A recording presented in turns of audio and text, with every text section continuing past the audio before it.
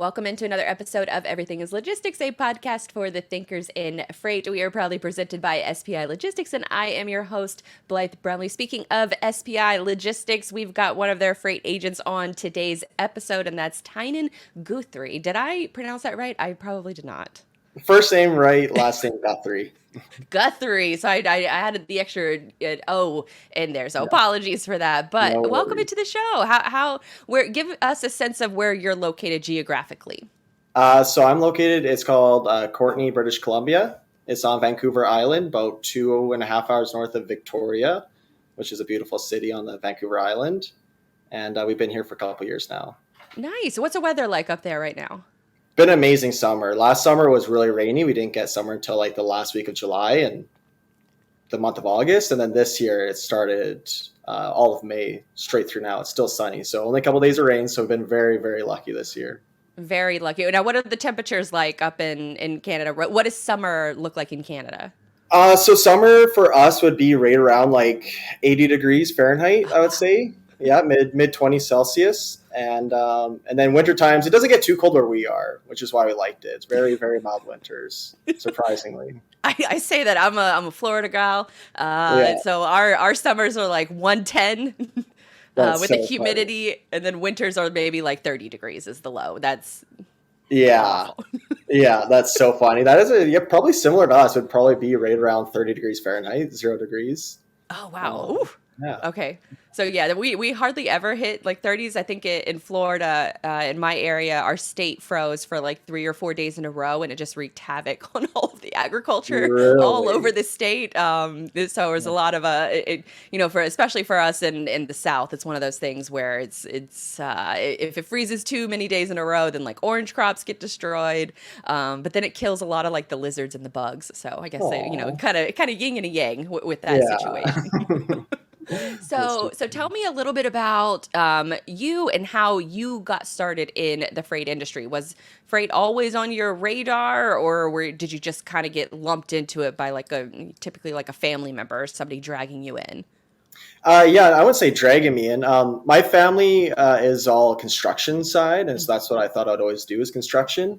And then I went to university, and after like 1 year of my university program that I was taking, I wasn't a huge fan of the program, and so I was thinking about making a switch for the next term.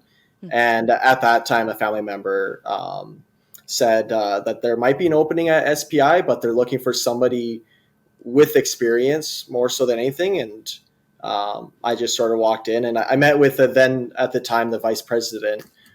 His name was Greg, and I sat down with him and I said, "I'll work for free." And so it's pretty hard to deny or not accept free work. And I said, Right. I don't want anything, so no point in paying me if I can't offer any value to you. But I'm sure within a few months, even 6 months if it needed to be, we'd get to the point where I brought enough value that I could be compensated for my time. And so, what did those initial tasks look like? What were they having I guess, a freight intern do? It was all with the operations team because that's what happened. Was one of the girls at the SBI head office, their operation girl. She broke her leg, and so she was out for about a year. It was a Oh pretty wow. extended medical procedure for her, and so they just needed somebody to help operations. And so that's what I did. I sat in the middle of the operations department and just did whatever I could to learn transportation, whether I was watching YouTube videos to know how Oh to talk to wow. truck drivers or find a truck driver to move a load or how to work with the LTL programs. So just did anything I can do to learn and grasp the knowledge. Just being in the mix of it is where you learn most of it. What were those, I guess, early things? If you could take me back to that time frame of like, what were the things that you were hearing that were like, what the heck are they talking about? Why do we do this way? Yeah, I don't know. I just like I grew up with like Uber, right? And I always thought it was so interesting how this isn't really on a platform where we have to find a truck driver and get him in touch with the shipper and arrange the transportation. Where I'm like, well, that's what Uber's doing. But then once you're really into it and you see how many times problems arise that no software could really handle, Hmm. it made sense why brokers are still around in 2023 and onward. For sure. And that's a great way to explain it, I think, for folks who are listening that don't exactly know, the intricacies, especially for a lot of like marketing folks. They come into the industry, they really have no idea, and they're just supposed to cover the entire industry. So that's a really good explanation, I think, for those folks. Now, so you had this internship, you're working for free. What does that next step look like for you did you immediately become a freight agent after that jump, or were there other roles that you took on first? Yeah, so there's two things I could do to make money. It's either I get my own customer base and do sales and operations, or there's a couple of agents within the SBI network that were looking to hire somebody. And I was like 19 at the time, maybe 20. And I needed to get some money fast. And so there was one agent in particular named Colette, and she had so much work and she didn't take a day off for like 12 years. She worked every single day, and Wow. she just needed somebody that she could train to help her with the operation so that she could at least take a vacation with her family. And so she offered me a job on an hourly basis. And, but it had the condition that I could build my own book of business alongside it. Hmm. So it was sort of a best of both worlds scenario where I could be my own agent while still getting enough money to keep a roof over our head at the time. How did you know that you wanted to be an agent? Why not, I guess, maybe work at SPI corporate or, another role? What made you really, I guess, drawn to the agent program? Just the unlimited potential. You can't beat that. And it's like, I don't know, I always had the entrepreneurial spirit inside of me. And I always wanted to run my own company, but it's so scary and there's so many risks involved, especially at a young age.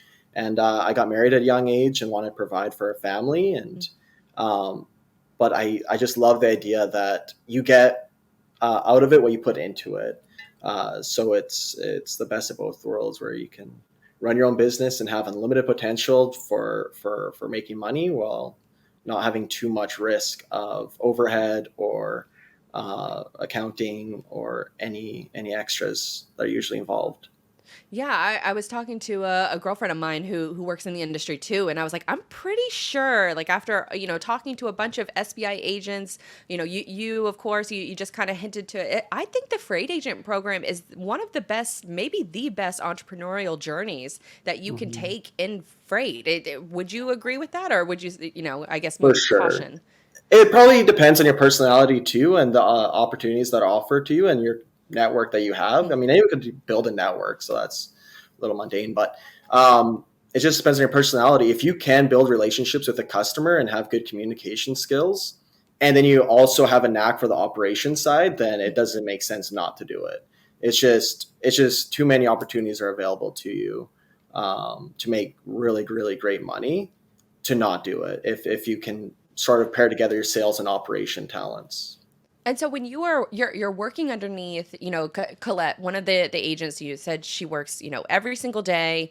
So did that maybe scare you at all that you're going to have to be working every single day, or was it one of those challenges that you saw that, maybe you could make some improvements to kind of have, that work-life balance if it exists in the freight world?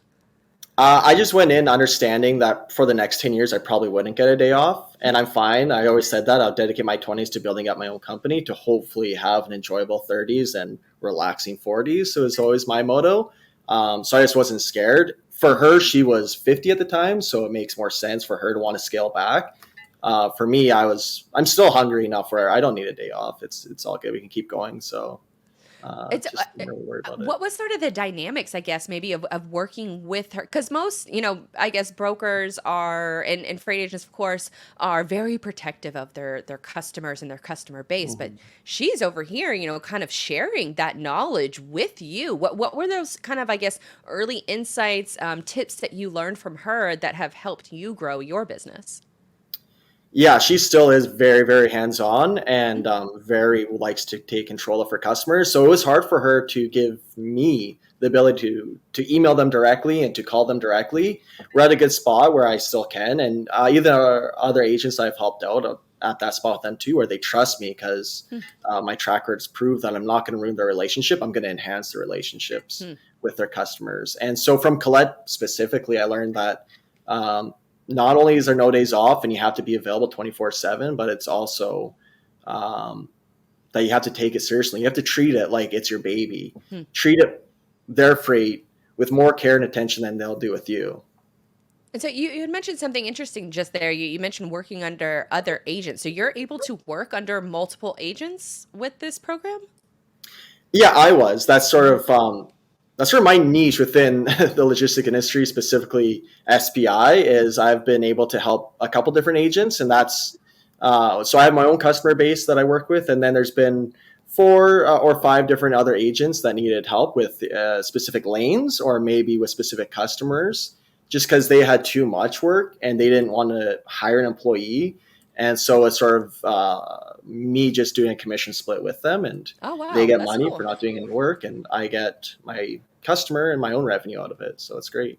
So, how long have you been building up kind of your own book of business? Like, give us a sense of the time frame of, that internship that you got, and it was 6 months, and then you start working underneath other agents. So, how long, I guess, have you been in the industry overall? Yeah, so 20, and then probably the first 6 months with just SBI's head office, just Hmm. interning. Then Colette, it was probably a year with Colette, and then probably another year after that with another agent, and then I got my own customers. Oh, So okay. it was a multiple year process. So that's why it was nice to have that revenue coming in from multiple sources before, because without that, it would be really tough, it'd be really tough to do it from the start with no income sources to just get your own customers and start making money. It's a lot of time. Yeah, because I would think that you have kind of like a unique model on how you got into freight, because most of the time from people that I've talked to, they've been in freight for forever. They had their own customer contacts, then they go out on their own as a freight agent, or they're already an existing freight agent for forever, and then they want to, for whatever reason, their current provider is not working, so they want to make the jump to SPI. But you kind of went a different path where you worked under agents, and you really proved yourself with working that initial 6 months for free before you started working with these other companies. So how did you get from the point of, you're working with other agents, but now you're starting to get your own customers? How did you start that process of going out and trying to get your own customers? I pick up the phone and start dialing. That's all it is. It's the Wolf of Wall Street. Pick up the phone and start dialing. It's old school, but that's really unless you know somebody, you go to a pickup basketball game and somebody's a shipping manager. Oh, great! Here's my card. But that's so rare that's going to happen. So it's more so just finding a business that you might have delivered at, or maybe somebody's referenced you to them, and yeah, a friend of a friend can get you an introduction, and then you just give them a call and see what they're currently doing, if they need any help, and if they do, perfect, you have her in. Any Do you do any kind of like your own marketing, or your is just strictly like pound the phones? Yeah, I try with LinkedIn. It's pretty tough. It's pretty tough to do it because most of the people that are going to be on LinkedIn are going to be other sales reps, I find. So to get the decision makers that are going to choose a transportation provider, it more so has to just get them at a time on the phone where they're frustrated with their current transportation provider and they're looking for a change. And sometimes all it is just luck. Sadly, that sometimes that's just all it boils down to. And so you're just finding them on LinkedIn and then pounding the phones and trying to walk me through what that process looked like for your first couple like big customers. Is it simple as just cold calling them? Yeah, cold calling, or one of the ones somehow end up on an email list for them selling forklifts, and I was like, "That's weird. That I'm on your email list randomly. It must have been someone bought the email through some sort of Zoom auto sense." info. And so, well, if you're gonna solicit me, I'll solicit you. And then I got in with a guy that does some of their transportation projects, and been great. That was probably 5 years ago that happened, and I've been working with him ever since too. So are you still doing the cold calling every day? Walk me through, I No. guess, sort of that part of the process. Or you're pretty busy enough that you don't have to do that. Yeah. I'm at that point for the last probably year where I haven't had to do any cold calling for new sales, which has been really nice, just handling the operations. But then again, it also comes to the point where do you want to grow it and become a full enterprise, or are you happy with just being status quo for the last year and Hmm. maintaining that sort of book of business? So that's a battle that I have to fight every single day. What to do? Let's talk a little bit about that, because I think that that's interesting for a lot of business owners out there. It's like things are going good, I don't want Hmm. to rock the boat, but you Yeah. know that, some kind of wrench in the future is going to get thrown into the middle. So, how are you, I guess, sort of thinking about how you're going to grow? Does it look like hiring? Does it look like streamlining AI? Like, what is sort of your thought process around growing? Yeah, I love AI. So we'll see what that does. I don't know what it's going to do to our industry or how I'm going to be able to utilize it besides just simply making captions on LinkedIn or helping me write captions for LinkedIn. That's Oh, about all nice. that's useful for it so far. So we'll see what happens over the next 5, 10 years with that. But short term, I'm right now always debating whether bringing in an employee so then I can grow. I can just teach them the operations, then I can go back to doing cold calling and sales and try and grow the business a little bit more. And it's just perfect timing because my wife was looking for a change in her career path, so I offered her to come in to the office, home office, and we can just start doing operations together. And if she likes it, perfect. Then she can take over the operations, and I can start working on growing a little bit. I love that you brought that up because that was one of the interesting questions that I wanted to talk to you about is how does that, I guess, sort of process look like for her? Because maybe it was like a little bit of deja vu for you going through that same sort of training process. So how did your initial training help to guess guide her initially with the training? Does she know a lot about freight, or are you having to teach her a lot of those things now? No, it's the exact same. Zero knowledge with transportation and the freight market. And it's funny because she works for the school board, so she gets the summers off. So it's literally identical to my storyline where just spend a couple months, intern, for lack of a better quote or a better word, intern with me for the summer. And if you like it, stay with it. And if you don't like it, just go back and we'll figure it out. Maybe I do hire a different employee, but so far she loves it, so I'm sure it'll just work out. Oh, that's cool. So what parts do you think that she loves, and what parts are maybe a little bit challenging for her that you've witnessed? Um, Probably the difference between like LTL, partial truckload. So all the operations behind that, especially LTL. LTL is a tricky one when Hmm. you're dealing with NMFC in class and specific carriers that have are working under either common carrier or contract carrier basis. So the operations, the intricacies of the operations, probably not the service level, but the tough part of the operations that can set you apart from other brokers. So that's so she's been on the job for what, a couple months now? Does it look like she's going to go back to the school board job, or you think she's going to stick with freight?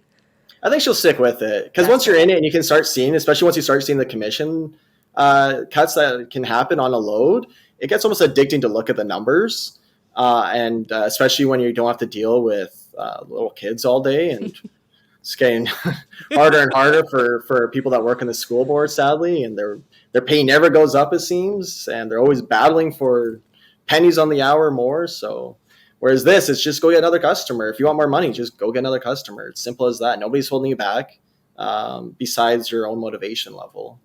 Yeah, that's well said. And so with the type of customers that you're going, are you going after, a specific lane? Are you going, and not that you don't have to share anything personal that you don't want to, of course, but is there a special kind of like commodity or mode that you guys specialize in?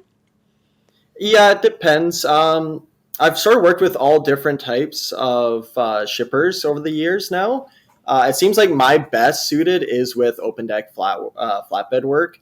It just seems like the truck drivers are better. It seems like the carriers are more reputable.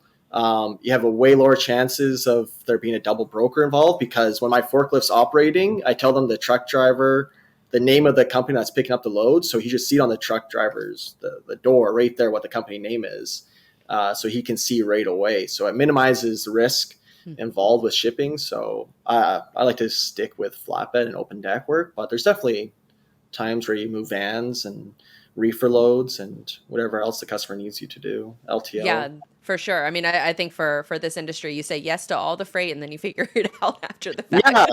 yeah, that's what I was talking about with another guy when I was talking with him because he asked me, he's like, "Do you think it's better to have a niche, or do you think it's better to look at anything and everything?" And it just depends on where you are in the Hmm. transportation. If you have experience, maybe it is better to go for a niche. But if you're starting off brand new, I don't think you have that luxury to go niche. You sort of have to just test it all out and see what you're good at, see what you like to do, and build it from there.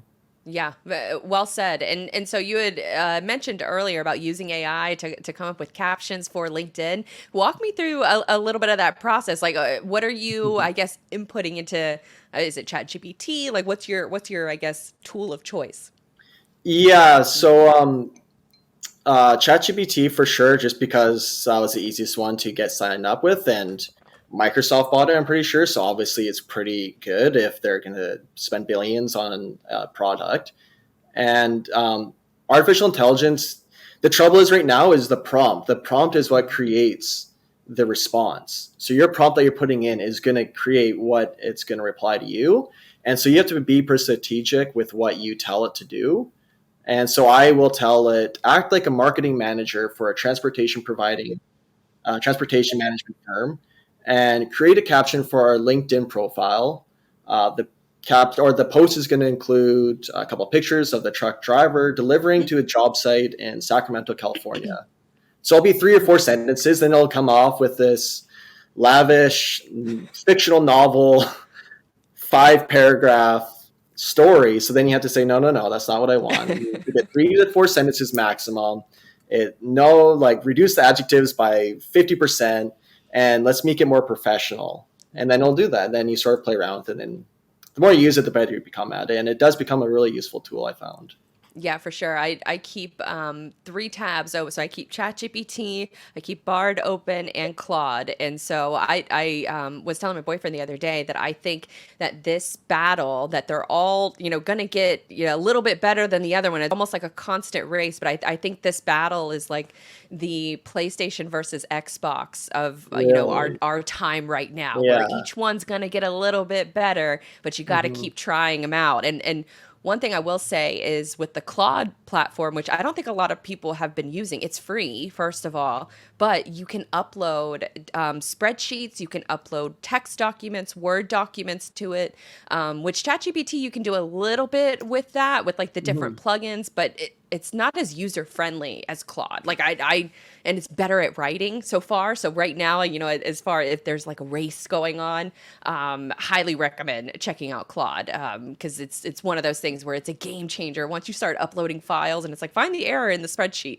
and it just Hmm. saves you so much time and That's insane. it saves you from like looking at a blank screen and wondering what to create, what to write, which I would imagine that that's helping you with like your LinkedIn marketing. Totally. Yeah, I've never heard of Claude, so I'll have to check it out. Yeah, it's one of those where it's so Google has Bard, which is okay. ChatGPT, of course, is really good. That's Microsoft's, and then Anthropic. So there's like three companies that are like the leaders as far as like AI is concerned, and Anthropic doesn't get mentioned nearly as much as it should because I think they're more like privacy focused. You can upload your own data to them and not worry that they're gonna scrape it and sell it off to anybody else. But that's sort of my AI pitch. But Nice. you had mentioned you'd mentioned LinkedIn. Mhm. What other social media platforms, if at all, are you using to maybe like find customers or source customers? Is it really just LinkedIn? Yeah, that's about all I've ever used. I'm always tempted to do what I do on LinkedIn and transfer it over to Instagram or Mhm. TikTok of some sort. Just what I'm putting on there. I haven't started doing that yet, but I'm always tempted. It's just another thing that's going to be on your to do list. So, For so I'm sure. hoping the wife stays with it and she can handle that stuff because she loves social Yes, media. So she becomes the that's your queen of it. ticket. Yeah, social media marketer, operations. She'll wear many hats. And Yes, that is I think the journey of American or North American entrepreneurs is wearing all of the hats, and hopefully exactly. you get the check to cover all of those I services. know. That's so funny. That's All right, so what funny. about email marketing? Are you doing any kind of like cold email outreach or anything like that? Not on like a massive scale, no. But definitely if ooh, there might be a few guys where you move 1 or 2 loads for them and then they sort of disappear, and so then you put them on your email list that you. So it's not really cold email; it's more of like a warm email just Hmm. to see where they're at, and maybe you did fail the first shipment and you got to get a second chance and you got to beg them for it, or maybe they just forgot about you because they're such a big company and. Or maybe they moved on to a different position in the company, and that's why they haven't emailed you. Is somebody took it on and they brought their own transportation provider, and when you do that warm email back to them, reminding them that you're around and can help them with whatever logistics that they need assistance with, and they can give you the contact that's in charge of that now at their company. So it's more And so warm emails than cold. for sure. Yeah. Cold email, I haven't, I'm not, I got it. It's one of those things that's on the to-do list. I'll cover it when I can get a chance, but right now it's a good thing to have, inbound leads and trying to grow your current customers. And speaking of growing your current customers, how are you, I guess, expanding that?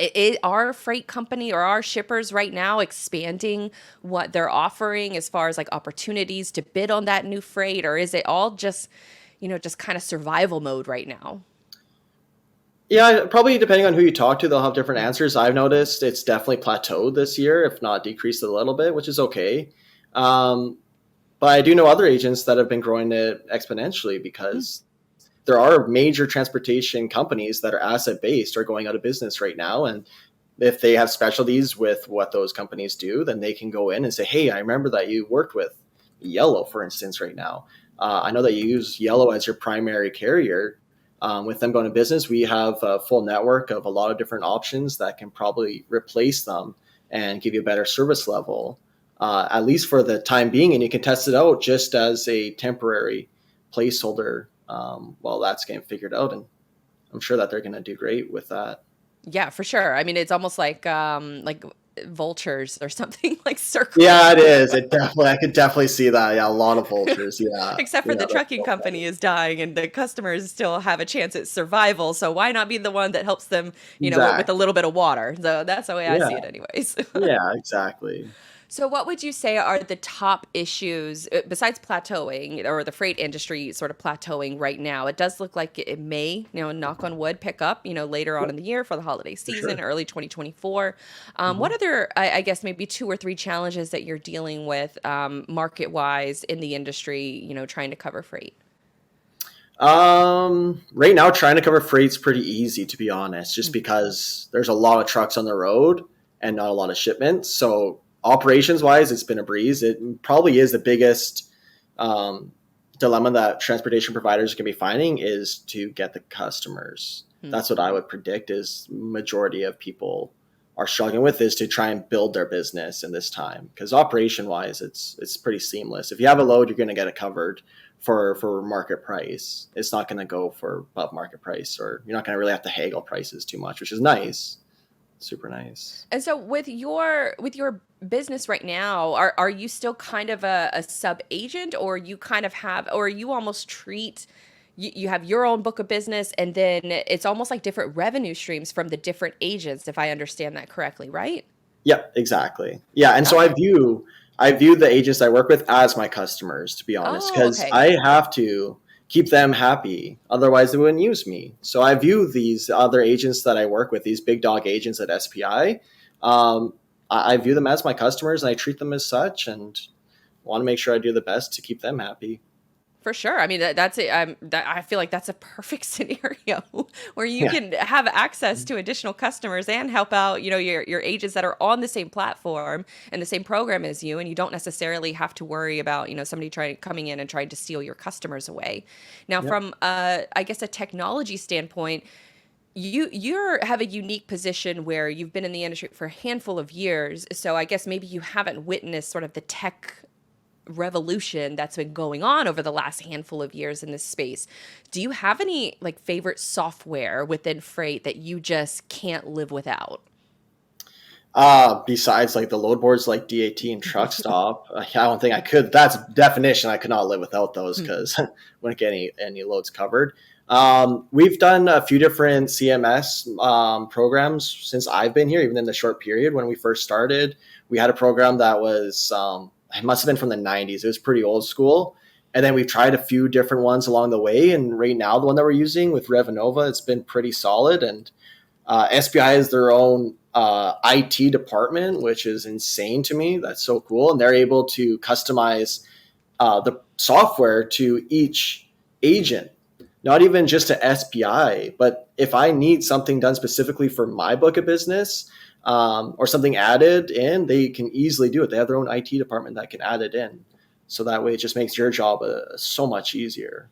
Yeah, for sure. Eze has been on the show previously. That's actually Oh, one of our good. more popular episodes. Really? Everybody loves tech for some reason. I thought that, it wasn't, tech topics that can be, a little, a lot of folks maybe not interested in the tech side of things, but that episode numbers did very well. So there's a lot of folks out there that are interested in what SBI's tech has to offer. So I guess maybe with your current business, where do you, I guess maybe the task that you're doing right now that you don't want to do? Um, that's a good question. I think the Or the task easiest maybe. to yeah, it's so funny Go because ahead. I just love it. So I love doing it all. There's not really a task that is involved where I'm like, oh, like dread it. It's like if you talk to a new customer, you're making a new friend. I love that.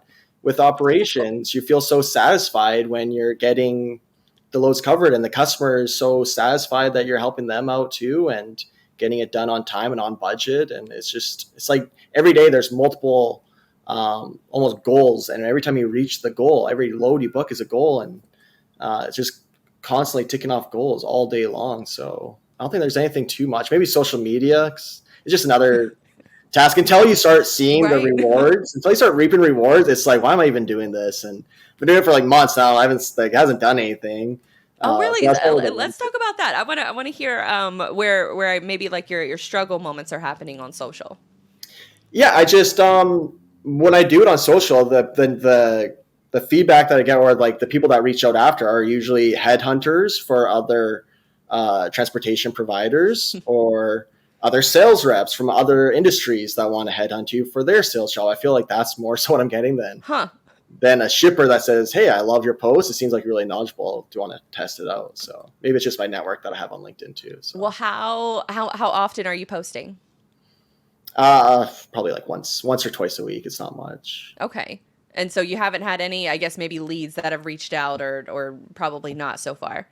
No, nothing so far on that, which is understandable because the Gary Vaynerchuk model is just post as much as you can and don't expect anything back. And that's what I'm doing. Just provide knowledge, provide knowledge, provide knowledge. And you never know when it's going to hit somebody that says, hey, that actually has to do just with what I have going on today. 100%. Because I think the overwhelming majority of people, they just scroll social media. They don't interact. It's what the term I think is called dark social, where you don't interact at all, but you'll take a screenshot and you'll send it to a friend.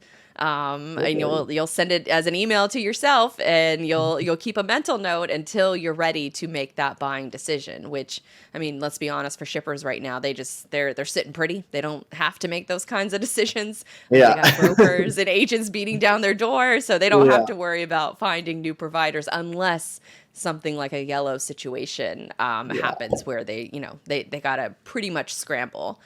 Okay, Totally. so I guess time to get into a little bit of maybe like a little rapid fire questions. Yeah. I kind of pitched this, before, but you had mentioned, talking about LinkedIn and using LinkedIn. Are there any other marketing tasks or sales tasks that you would like to try in the future that you just haven't had time to? Visiting my customers in person, face to face. I know that's what Mike, the VP of Sales and Operations at SBI, he's always reminding the agents the importance of going and seeing your customers face to face.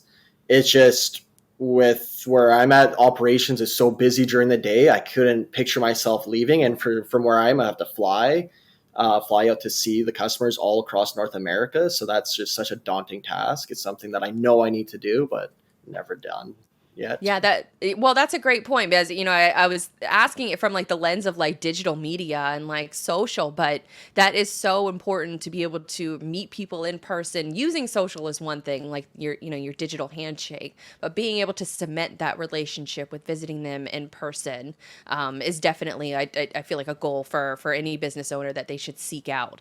And so, Mhm. as you grow your business, as you are implementing, you mentioned SBI having such a great, IT department. What about other like software programs? What is sort of your favorite SaaS tool that you like to use on maybe a daily basis or a weekly basis? Yeah, we touched base on the load boards. That's probably the only SaaS tools I Mhm. use. That I don't know of any other SaaS tools that I use besides the load boards because that's all I need really just to handle the operations. You have LoadLink and in Canada, and then you have DAT and Truck Stop down the States. And then you mentioned Renova was one of those other Yeah. ones that you like to Yeah, use as well. Revenova. Or Yeah. So Revenova. Revenova is the full on software that we use. So yeah, those ones, would all Well, be what I exceptional. guess as far as we kind of like round out the questions, as you have a good example of, your wife joining the business and you're helping her learn, the ropes within the freight industry. But for somebody else who is thinking about becoming a freight agent, what advice would you give to them as they start out on this journey? Um, Maybe you can go and see. I was fortunate enough when I first started with SPI, after a few months of interning, I didn't know if it was going to be my future. I got invited to their annual meetup called Rendezvous, and it was in Vancouver, right in our hometown. And I had the opportunity to go, and I got to meet all these agents, and everyone was over 50 years old for the most part. And I was the only person that was in their 20s, definitely. And so it was a pretty cool opportunity to see an industry that maybe is aging a little bit, but you can come in with your youth and vigor and not be scared to put in those 10 years of hard work to reap the benefits for the next 50 years. Because that's what every agent does. They work super hard, very, very hard, and don't take a break for maybe 10 years, 5 to 10 years. And then all of a sudden you can put it on autopilot and just have the revenue keep coming in while you're doing your operations to keep your customers satisfied. Yeah, for sure. It almost sounds like a mini retirement plan for some of these folks that have been running their agency for a while. Yeah, and when my wife came with me to Rendezvous this year, that's one thing. She's like, "It's so sad. You see all these older agents." I'm like, "Sad. They love it. Hmm. They don't have to." I was like, "Cause she grew up with the thought that you're going to work till 65 and retire, hard retire, and that's when you get to enjoy life." I was like, "These guys have been enjoying life. They don't dread going to work. They love going to work. I love going to work. Waking up and going to work is exciting. I don't dread it whatsoever, and so you don't really fear working every single day and maybe not getting those lavish vacations for months at a time."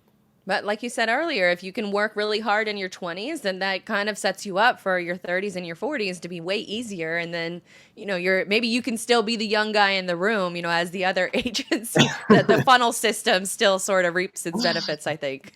Totally. I'm sure it'll be that case. And I'm sure SBI will maybe get more guys involved, more younger crew involved, and they can sort of follow the path that I took because so far it's been successful. So why not replicate it?